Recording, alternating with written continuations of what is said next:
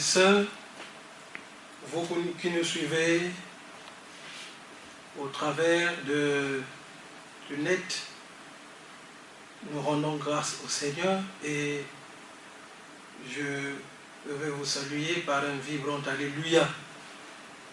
Et que la paix de notre Seigneur Jésus-Christ soit avec vous.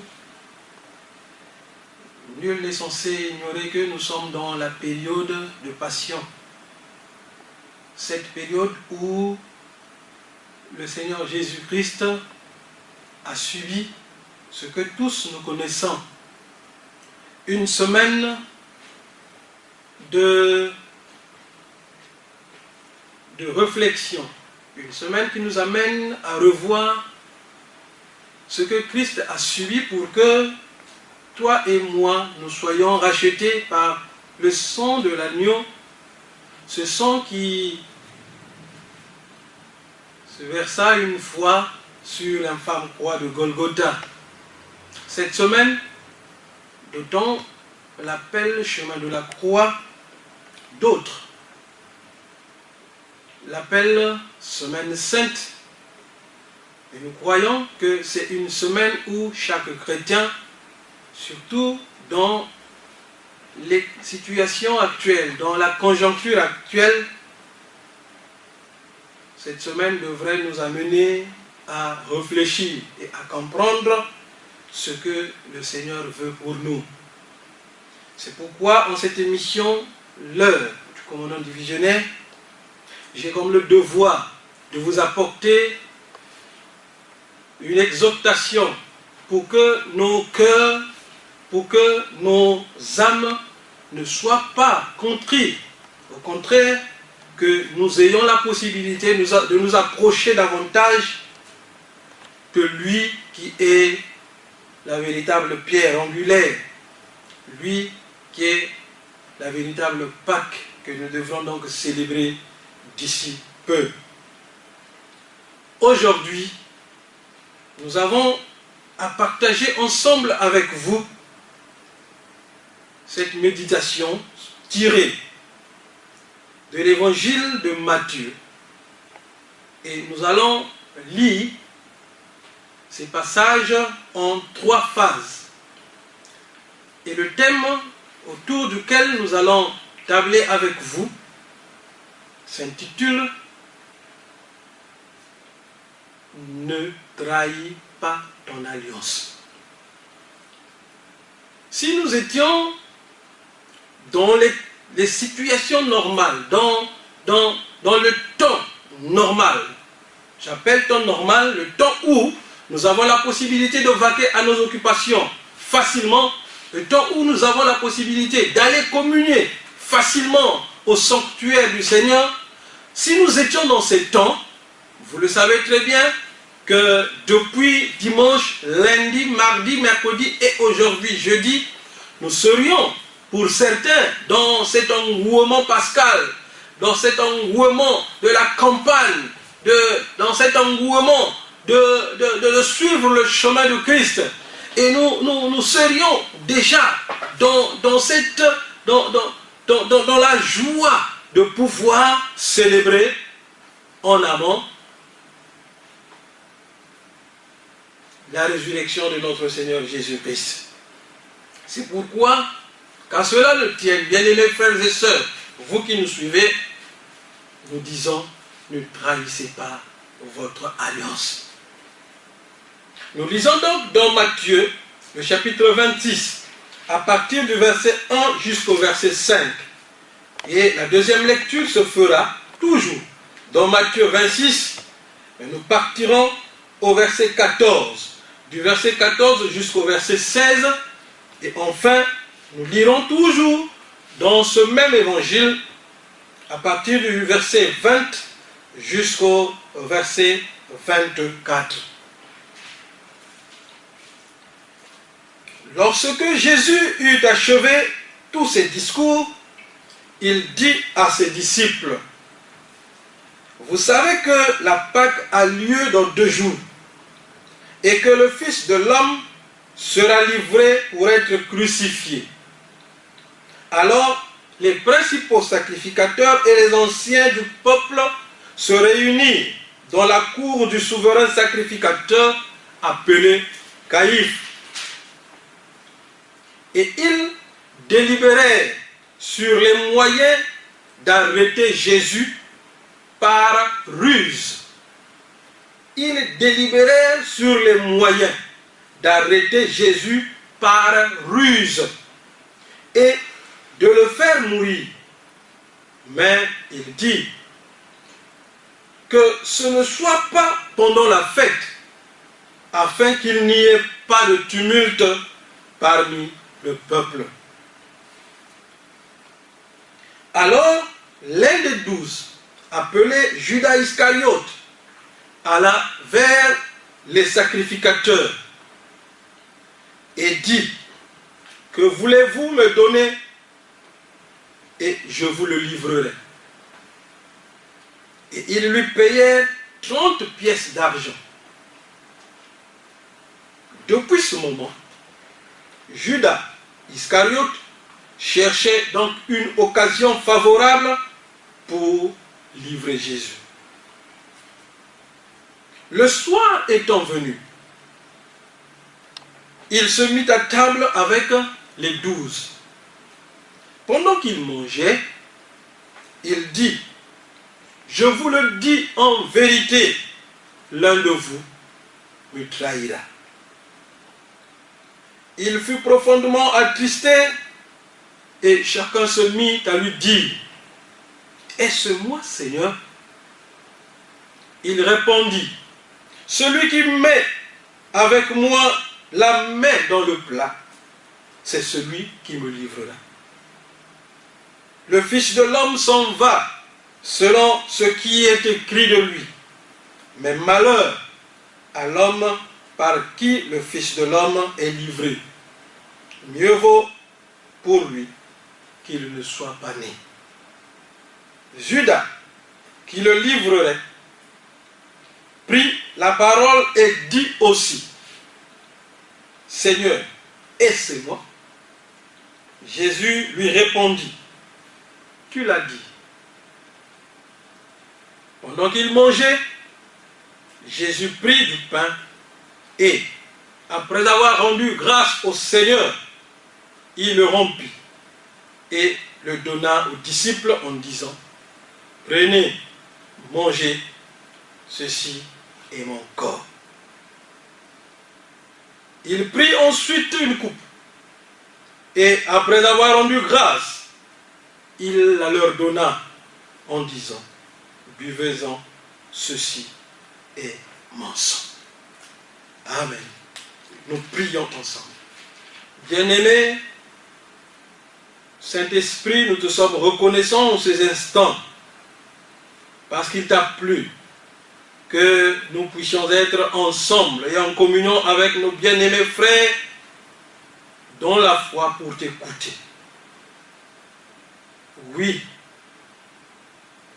de partout le monde où cette parole sera entendue par ce net, nous croyons que tu béniras ton peuple et bénis celui qui m'aide à la technique à pouvoir réaliser cette émission au nom de Jésus-Christ. Amen. Oui, bien-aimés, il y a beaucoup de façons de pouvoir trahir l'alliance. Et si nous parlons de la trahison, parce que c'est en ce moment-là que un de ceux qui étaient ensemble avec le Seigneur Jésus-Christ, que nous appelons Judas, qui était un des disciples, un des rapprochés, va commettre l'irréparable, va commettre un forfait, celui de trahir l'alliance qu'il a eu à signer avec son maître, qui n'était autre que Jésus-Christ. Trahir, c'est en fait déshonorer. C'est ne plus respecter les clauses entendues. C'est finalement s'en foutre des principes que nous nous sommes fixés. D'aucuns trahison comme étant une vente illicite. Trahir, c'est donc vendre sa personnalité, vendre sa personnalité, vendre ce qui lui était cher d'une manière solide. Trahir, c'est aussi rejeter, nier. Beaucoup de gens arrivent à trahir les alliances qu'ils ont tissées dans leur foyer. La femme trahit son mari. L'homme trahit sa femme. Les enfants trahissent leurs parents. Beaucoup de manières arrivent aux hommes de pouvoir trahir ce qu'ils ont eu à signer comme alliance. Et lorsque nous faisons ce qui est contraire à ce que nous nous sommes assignés, lorsque nous faisons ce qui est l'inverse de ce que nous devrions faire normalement, cela devient une trahison. Combien de gens sont animés par cet esprit de trahison? Or, le traître, celui qui trahit, n'est pas de Dieu. Celui qui trahit ne vient pas du Seigneur. C'est ce qui a animé même les disciples. Alors qu'ils étaient ensemble avec le Seigneur, ils étaient ceux qui connaissaient mieux leur maître. Et ils avaient signé finalement avec lui une alliance d'appartenance mutuelle, une alliance de soutien mutuel, une alliance de se connaître mutuellement. Et Jésus s'est fait connaître à ses disciples comme étant leur sauveur, leur Seigneur, leur protecteur. Malgré ce qui s'était passé le dimanche, lorsque les gens ont accueilli le Christ avec joie, tendant même sur sol des pagnes, des choses précieuses, des choses importantes pour dire « Oh, Hosanna au Fils de l'homme qui vient, Hosanna au libérateur ». Tout le monde était dans la joie. Malheureusement, voyons ce qui s'est passé.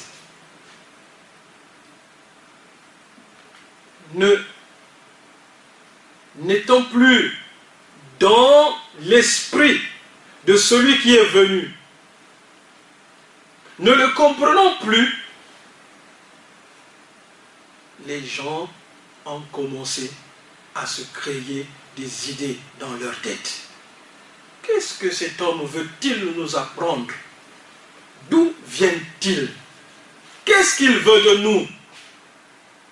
Même ceux qui étaient à côté de lui, les disciples, commençaient à se demander, mais qu'est-ce qui se passe dans la vie de cet homme? Parce que nous croyons qu'il était venu pour nous sauver du joug des Romains.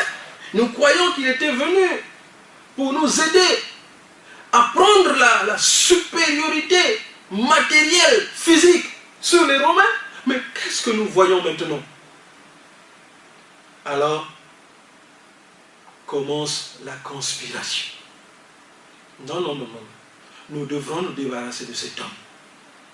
Beaucoup de gens ne sont pas habiles à pouvoir accepter la vérité. Lorsque la vérité lui est dite, et si cela touche à son fort intérieur, il crée en son corps, il crée en son cœur un esprit de rivalité, un esprit de rébellion. C'est ce qui s'est passé. Pendant que les Juifs, les principaux sacrificateurs, se demandent comment allons-nous faire pour avoir cet homme-là? Comment allons-nous faire? Non, non, non, non, non. Il ne faudrait pas que ça se fasse le jour des fêtes, sinon nous allons causer de l'émeute. Pendant qu'il cherche des moyens, et voilà, animé par l'esprit démoniaque, Judas de son côté, alors qu'il était du côté du Seigneur, lui aussi pense à autre chose. Lui aussi pense à pouvoir se débarrasser de celui pourtant qu'il n'a fait que jusque-là de bien pour sa vie. Et comme Jésus est amour, alléluia, comme Jésus est amour, comme il est omniscient, comme il connaît tout, comme il est la source de notre joie, comme il est celui qui pardonne, l'omniscient de tout ce qui se passe dans le monde, il sait. Jésus rassemble ses disciples autour d'un repas. Pendant qu'ils sont dans la joie de manger, c'est en ce moment-là que le Seigneur profite. C'est ce moment-là que le Seigneur prend comme appât pour tendre la main à celui qu'il connaissait déjà pouvoir le trahir. Il lui tend la main. Il dit, je vous le dis en vérité, bien-aimé, un parmi vous va me trahir. Il connaissait. Voilà pourquoi il a dit un. Il n'a pas dit deux, il n'a pas dit trois, mais il a dit un. Parce qu'il y avait une personne qui était déjà envoûtée par un esprit méchant. Un va me trahir. Et les disciples perplexes qu'ils étaient commençaient à se demander, est-ce moi Seigneur? Est-ce moi? Même lui, l'hypocrite, pose la question au Seigneur. Et c'est moi, Seigneur. Et c'est moi qui vais te trahir.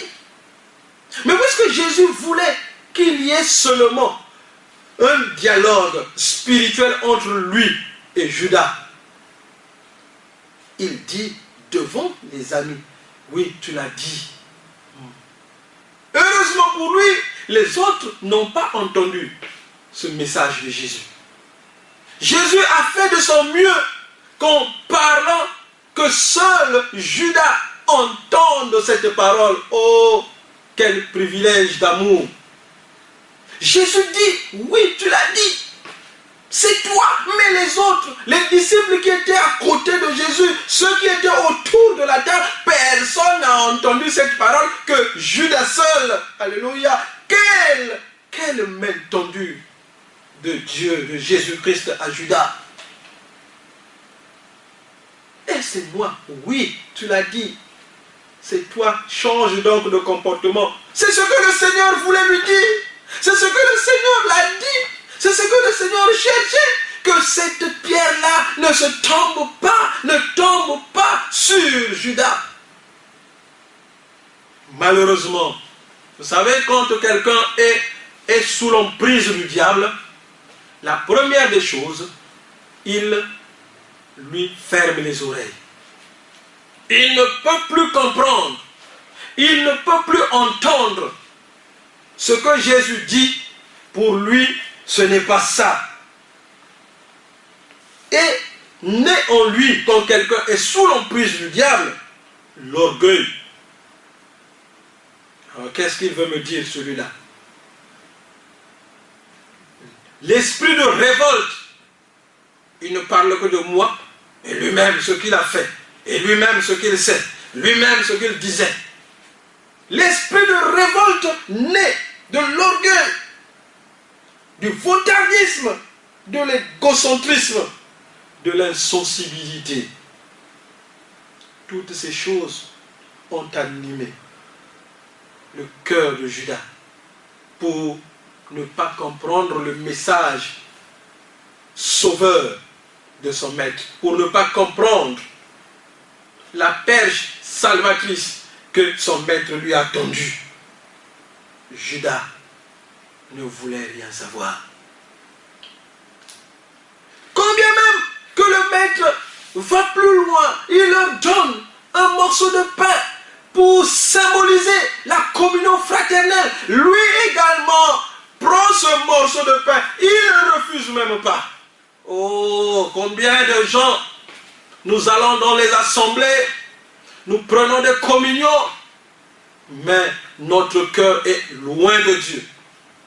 Notre cœur est éloigné de la parole. C'est pourquoi Jésus dit, ce peuple m'honore par des lèvres, leur cœur est loin de moi. Bien-aimé, en ce temps de passion, le Maître est là pour te tendre la main. Il est là pour te dire que malgré tout, je suis avec toi. Malgré tout, je voudrais que tu changes. Malgré tout, je voudrais que tu prennes ce pain, cette coupe, car je suis à toi. Combien de gens ne veulent même pas savoir, ne veulent même pas comprendre que Christ est venu pour lui.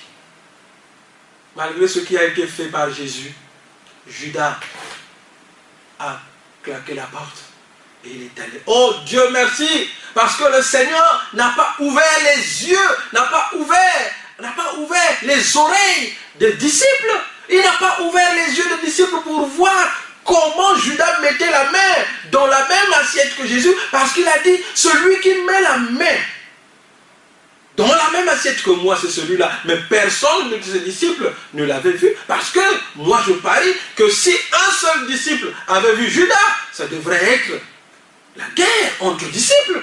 Ça devrait être le combat entre disciples. Mais personne n'a vu cela. Quand Jésus dit, celui qui met la main avec moi dans la même assiette, c'est celui-là. Personne ne voyait Judas. Donc ça voudrait seulement dire que c'était un langage entre Judas et son maître. Ça ne concernait que Judas et son maître, pas les autres. Quel amour! Quel amour! Dieu nous aime, bien-aimés. Dieu nous aime. Voilà pourquoi, ce soir, en ces instants, j'aimerais que tu comprennes que tu as une alliance que tu as eu à sceller avec ton Seigneur. Que ces choses de ce monde ne t'amènent pas à la trahir. Que les choses de ce monde ne te poussent pas à trahir l'alliance que tu as eu à tisser avec ton Maître, car il est là pour toi. Il cherche une chose. Dieu voulait une chose que Judas fasse, c'est se repentir seulement. C'était tout. Moi, je crois que si Judas s'était repenti en entendant ces deux paroles de Jésus, celui qui met la main avec moi dans l'assiette. Oui, tu l'as dit. Si Judas devrait se ressaisir, il y a eu des fois où tu as brisé l'alliance avec ton église en allant outre les principes que tu t'es assignés. Jésus veut une chose en cette semaine. Réponds-toi et reviens à la croix. Oh, je suis fier de cet homme-là sur la croix qui dit au Seigneur, souviens-toi de moi quand tu seras dans le règne de ton Père. Parce qu'il a compris et il a dit à son frère, toi et moi, nous sommes des pécheurs. Toi et moi, nous méritons ce que nous avons dû faire. Mais lui, qu'est-ce qu'il a fait? Oh, souviens-toi de moi. Je me répands. Et comme Jésus est très sensible au cœur repentant, il dit aujourd'hui même.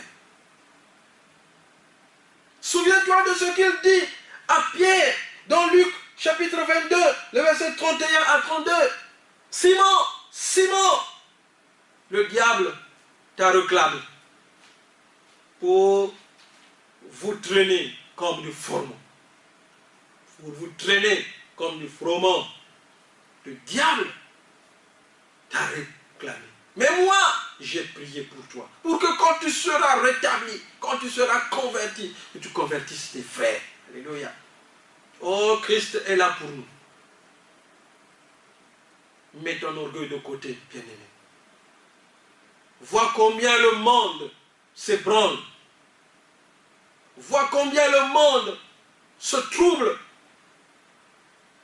parfois par ceux qui sont autour de Jésus.